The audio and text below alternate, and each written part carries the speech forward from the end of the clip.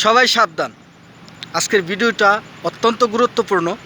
কেননা গতকালকের একটা খবরে পেলাম দুইজন হজ যাত্রী, আমাদের বাংলাদেশের দুইজন হজ যাত্রী। তো ওনারা একজন হচ্ছেন ডাক্তার আর একজন হচ্ছেন ব্যবসায়ী। তো খবরটা শোনার পরে কি বলবো, আমি নিজেকে বোঝাতে পারতেছি না। তো ভিডিওটি সবার উদ্দেশ্যে ভিডিওটি শেয়ার করবেন, কারণ এরকম ঘটনা যাতে আর কারোর সাথে না হয়। কেননা আপনি হয়তো জানেন না, আপনি হয়তো ভবিষ্যতে এরকম হতেও পারেন বা আপনি করতেও পারেন।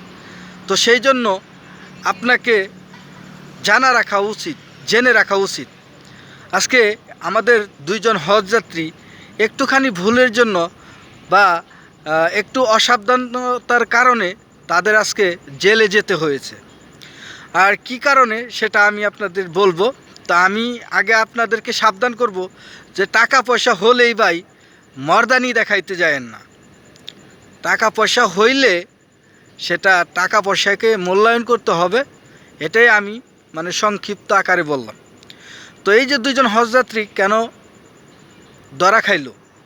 ধরা খাইলো এই জন্যই যে তারা দুইজন লোক, তারা দুইটা বন্ধু হজে গেছেন, অনেক টাকা পয়সা নিয়ে গেছেন বা অনেক অর্থ সম্পত্তির মালিক। তারা অনেক টাকা পয়সা নিয়ে গেছে, যাওয়ার সময় তো আর কেউ ধরে নাই, কেউ বাধা দেয় নাই, টাকা যেমনি খুশি নিয়ে গেছে।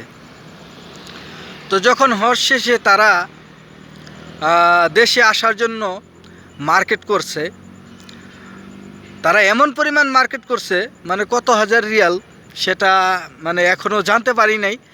তো এই যে আজকে সরকারের কিন্তু, সৌদি সরকারের কিন্তু বা গভর্নমেন্টের একটা কানুন আছে, আপনার একটা লিমিট থাকে। তো সেই লিমিটের উপরে যদি চলে যায় তাহলে সেটা যে কেউই আটক করবে। তো সৌদি আরবে এমন একটা আইন আছে বা এমন একটা লিমিট আছে, আপনি ওটার বাইরে যাইতে পারবেন না। যেমন আপনি যত বড় ব্যবসায়ী হন, যত বড় কোটিপতি হন, আপনি 60,000 রিয়ালের উপরে সামান আনতে পারবেন না। আপনি 60,000-এর নিচে থাকতে হবে, 60,000 রিয়ালের নিচে থাকতে হবে। তো আপনি যাই হোক, তারা এমন মার্কেট করছে, স্বর্ণ অলংকার বা যাই ধরেন, একজন মানুষকে কখন সন্দেহ হয়, যখন কিনা আপনাকে সাধ্য, যেমন আমি একজন গরিব মানুষ, আমার একটা গামছা কেনার সামর্থ্য আছে, সেখানে যদি আমি ল্যাপ তোশক কম্বল কিনে নিয়ে যাই তাহলে তো সবাই সন্দেহ করবে। তো এরকমই সন্দেহমূলকভাবে তাদেরকে ধরা হয়েছে। সেইখানে দেখা গেছে যে 60,000 রিয়ালের উপরে তাদের মার্কেট করা হয়েছে। তো যাই হোক, সবারই তো একটা লিমিট আছে। তো সেই ক্ষেত্রে যখন কিনা আপনি একবার এরকম সন্দেহভাজনে পড়বেন, তখন আপনাকে ওই আন্ডার প্যান্ট থেকে শুরু করে আপনি সমস্ত কিছু তারা কাউন্টিং করবে, তারা হিসাব করে দেখবে যে এখানে কত টাকার মাল আছে, কত টাকার সামান আছে।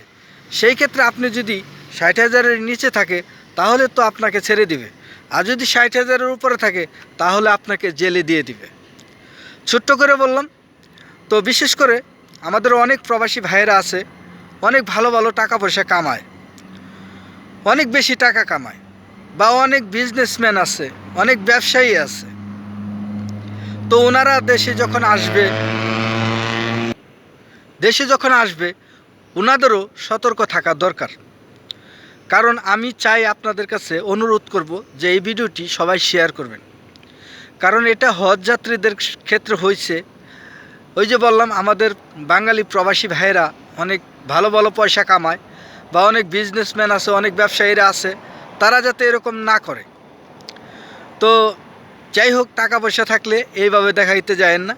কারণ 60,000 রিয়ালের সামান কি হতে পারে সেটা আপনারা যারা সৌদি আরব আছেন তারাই ভালো বুঝেন বা বুঝতে পারেন।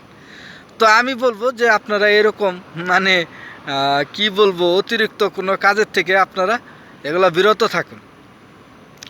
আর একটা বিষয় হলো, যেহেতু সৌদি আরবে বর্তমান সাধারণ ক্ষমা চলমান, তো সবাইকে বলবো যারা বৈধ হওয়ার উপযোগী তারা হয়ে যান, আর যারা অবৈধ আছেন বা অবৈধই থাকতে চান তাদেরকে বলবো যে আপনারা সবাই সাবধানে চলাফেরা করবেন। কারণ বর্তমান সৌদি আরবে এই যে অভিযান কিন্তু অব্যাহত রয়েছে। বাংলাদেশি অনেক প্রবাসী কিন্তু এই এক সপ্তাহের মধ্যে আটক হয়েছেন। তো সবাইকে মানে নিরাপদে থাকার জন্য আমি আল্লাহর কাছে দোয়া করি, কারণ সকল প্রবাসী যদি ভালো থাকে আমিও ভালো থাকি, কারণ আমিও একজন প্রবাসী। তো ভিডিওটি যদি ভালো লাগে তো সবার কাছে রিকোয়েস্ট যে ভিডিওটি লাইক কমেন্ট শেয়ার করে পাশে থাকবেন, এবং কি আমাদের নতুন চ্যানেল আপনারা সাবস্ক্রাইব করে বেল আইকনটি দিয়ে দেবেন। তো আজকের মতো আমি আমিনুল এখানেই বিদায় নিব। আসসালামু আলাইকুম।